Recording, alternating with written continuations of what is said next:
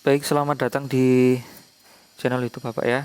Kita akan melanjutkan materi yang sudah kita pelajari pada materi sebelumnya, di mana hari ini kita akan belajar materi baru berupa buku fiksi dan juga non-fiksi. Pada pertemuan hari ini, kita akan membahas terlebih dahulu bagaimana buku non-fiksi ya, yang tentunya semoga memudahkan anak-anak dalam memahami materi. Di kalian cukup mendengarkan, mencermati yang Bapak sampaikan gitu ya, terutama anak-anakku kelas 11 yang ada di rumah. Pada kesempatan hari ini Bapak mengawali ya butir-butir yang akan kita pelajari mengenai buku non-fiksi ini sendiri ya, yang mana ada beberapa poin yang bakal kita pelajari ya gitu ya. Ya, yang pertama Bapak ingin bertanya pada anak-anakku semuanya, kira-kira buku non-fiksi itu apa gitu ya?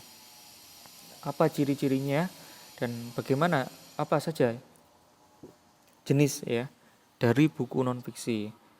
Sebagai rujukan saja anak-anakku, kita mengambil dari kamus ya, bahasa Indonesia, bahwa non-fiksi itu merupakan buku ya yang bersifat fakta atau ilmiah, yang dalam hal ini berdasarkan data, fakta atau riset yang dilakukan oleh seorang penulis. Kalau kita mencermati saja, kita ambil contoh kata buku, itu adalah lembaran-lembaran yang dikemas atau dicetak gitu ya. Ada kata non berarti bukan, dan fiksi itu merupakan hayalan, imajinasi, berarti buku yang bukan imajinasi. Nah, ini adalah prinsip saja sebagai pengantar pada pertemuan hari ini. Dan banyak ya wujudnya dari buku non-fiksi. Kira-kira ada yang tahu enggak? Oke, jadi yang pertama kita akan mencari ciri-cirinya terlebih dahulu. Bahasa yang digunakan tentu formal ya, tidak ada unsur-unsur muatan dugaan atau opini dari seorang penulis ya, misalnya kira-kira, mungkin saja, itu hampir tidak ditemukan dari buku non-fiksi gitu ya. Kemudian menggunakan bahasa yang denotatif. Apa itu denotatif? Ya, ini menggunakan bahasa yang menggunakan makna yang sebenarnya. Jadi denotatif ini lawannya konotatif. Jadi kalau denotatif itu makna sebenarnya, kalau konotatif makna yang bukan sebenarnya. Saya ambil contoh, misalkan ada kata kursi. Ketika kita menggunakan bahasa dengan menggunakan denotatif, kursi itu adalah tempat atau alat yang digunakan untuk seseorang melakukan duduk gitu ya, dalam sebuah tempat. Sementara ketika kita ada kata kursi, kita menggunakan konteksnya konotatif. Misalkan ada contoh, misalkan Budi gitu ya. Budi berebut kursi di DPR. Berebut kursi ini apakah kursi kemudian diperebutkan? Tidak ya. Berebut kursi di sini adalah memperebutkan jabatan. Itu adalah konotatif. Nah, dalam buku non-fiksi menghindari sekali yang namanya konotatif, sehingga menggunakan bahasa yang denotatif. Itu ya. Yang ketiga, bersifat aktual dan berdasarkan fakta. Aktual di sini adalah terbaru ya. Yang keterbaruan yang dikemas berdasarkan fakta-fakta yang ada. Kemudian yang keempat, berbentuk tulisan ilmiah populer. Ya, bahasanya menggunakan tentunya bahasa yang mudah dimengerti, dipahami, dan populer di masyarakat, karena populer di sini adalah bahasa yang mudah dipahami. Kemudian yang jenis-jenisnya, anak-anakku semuanya ada berapa jenis ya? Ada biografi ya, literatur, buku motivasi, pendamping, opini, kamus, dan ensiklopedia. Untuk wujudnya sendiri Bapak akan tampilkan dalam sebuah gambar-gambar gitu ya. Nah, seperti ini ada buku literasi itu ya. Literasi di sini adalah buku teori yang biasa digunakan untuk misalkan untuk bahan bacaan, bahkan digunakan pula untuk anak-anak yang ketika mengerjakan anak-anak dari mahasiswa gitu ya, mengerjakan skripsi atau tesis atau disertasi dan sebagainya, itu menggunakan buku-buku literasi. Kalau anak di sekolah biasa menggunakan buku ini ya, yang pedoman yang di bawah ada angka 4 di situ. Itu ada buku pegangan untuk anak-anak belajar bahasa Indonesia misalkan ya. Ada juga biografinya ya, biografinya B.J. Habibie di situ gitu ya. Kemudian ada juga kamus, ada buku ensiklopedia, dan juga ada buku yang lainnya. Dan ini semuanya adalah buku-buku non-fiksi, bukan karangan atau imajinasi yang dihadirkan oleh penulis. Nah, sudah mulai gambaran ya anak-anakku semuanya. Ini adalah materi-materi atau berkaitan dengan wujudnya buku non-fiksi. Nah, butirnya penting dari suatu buku non-fiksi itu juga bisa kalian lihat dari cover buku. Kalau cover bukunya berupa tampilan-tampilan yang misalkan bersifat ilmiah, tentu biasanya ya hadir dengan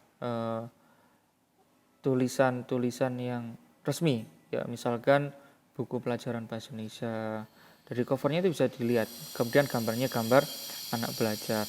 Sementara kalau buku fiksi itu biasanya ya judulnya saja kita sudah bisa menebak gitu ya. Misalkan Siti Nurbaya. Kan Siti Nurbaya tokoh bukan, berarti dia adalah sastra atau buku fiksi. Ada prakata. Prakata ini adalah kata pengantar yang disampaikan oleh penulis atau bahkan para ahli yang mengulas buku tersebut. Biasanya merekomendasikan prakata di situ bahwa buku ini memiliki manfaat demikian, demikian, dan demikian.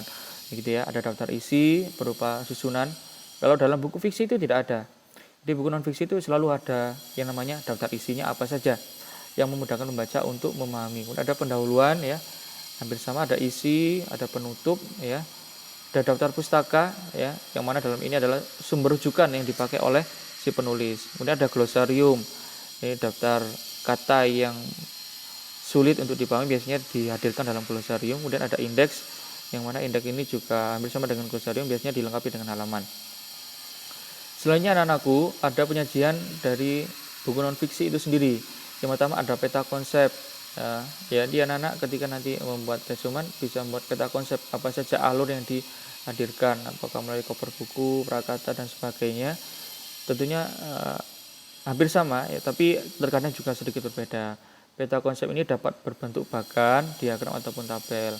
Kemudian ada juga anak-anak bisa melakukan menggali informasi itu melalui ringkasan, ya, meringkas, ikhtisar, singkatan cerita. Ini dalam bab ini adalah isi ringkasan harus sesuai dengan isi buku. Jadi nanti anak-anak mulai mencari buku-buku non fiksi apa yang kalian miliki di rumah, bisa kalian gali gitu ya. Oke, kita selanjutnya dalam ini ya, tadi sebutan yang saya sampaikan tadi, ada cover buku ya, sampul ya, yang memuat judul, penulis, dan juga nama penerbit. Ada kata pengantar ya, ada isi buku yang terdiri dari bab-bab itu ya, ada daftar pustaka, sumber-sumber yang dihadirkan, kemudian ada glosarium, istilah-istilah yang penting, kemudian ada indeks ya, yang biasanya dilengkapi dengan halaman dan halaman penggunanya. Dan anak-anakku, pada hari ini Bapak akan membuat kegiatan kalian berupa ringkasan dari buku non fiksi yang kalian miliki. Nah, membaca itu kan membuka jendela dunia, membuka wawasan. Jadi anak-anak yang pertama yang dilakukan adalah membaca bukunya, kemudian ya membaca perintah atau petunjuk dengan teliti gitu ya, membaca kembali, kemudian menyusun ringkasan, kemudian membaca kembali ringkasan apakah sudah benar, kemudian menghitung jumlah kata ringkasan apakah sudah cukup atau belum, kemudian adalah menulis kembali itu ya, memperbaiki ya, sehingga menjadi sebuah ringkasan yang menarik. Nah, ini agenda kita pada hari ini. Ya, yang pertama ada apa ya yang dilakukan? Oke, yang pertama adalah membaca buku non fiksi. Kemudian anak-anakku menentukan ya poin-poin yang Bapak sebutkan, menyebutkan identitas bukunya apa, judul, kemudian nama pengarangnya siapa, kota terbit di mana, dan sebagainya gitu ya. Bisa kalian cantumkan tahun berapa terbit. Kemudian yang kedua, mengapa buku tersebut sebagai buku non fiksi? Apa pendapat kalian? Karena berikan penjelasan yang baik gitu ya, yang relevan dengan kalian baca. Kemudian yang ketiga, butir apa saja? Apakah ada cover, apakah ada daftar isi, apakah ada subbab-subbab, apakah ada daftar pustaka atau sebagainya? Kalian jelaskan di situ. Kemudian kalian ceritakan mengapa buku tersebut penting untuk dibaca. Apa ya manfaatnya gitu ya. Mengapa buku itu penting. Dan yang kelima, buatlah ringkasan dari buku non-fiksi yang kalian baca tersebut. kemudian mengumpulkan. Ya, jadi misalkan contoh di rangkuman di poin 5 tadi ya, ada rangkuman atau ikhtisar. Kalian sudah tulis di sini ya, judul buku di identitasnya. Ini yang di poin nomor 1 ya. Kemudian ada judul buku, jenis, penulisnya siapa, penerbitnya siapa, tahun terbit kapan, tebal buku berapa. Nah, ini misalkan ada ikhtisar. Jokowi dari jualan kursi hingga 2 kali mendapat kursi. Nah, menarik ya. Dari judulnya saja sangat menarik ikhtisarnya. Ini kalian tulis saja apa isinya. Bebas gitu ya, sesuai dengan pemahaman kalian. Tidak usah takut salah. Yang namanya membaca, kemudian kalian membuat susunan ringkasan, itu tentu bukan hal yang sulit, akan tapi mudah. Tapi dicoba terlebih dahulu saja. Nanti Bapak akan evaluasi ketika kalian sudah mengumpulkan gitu ya.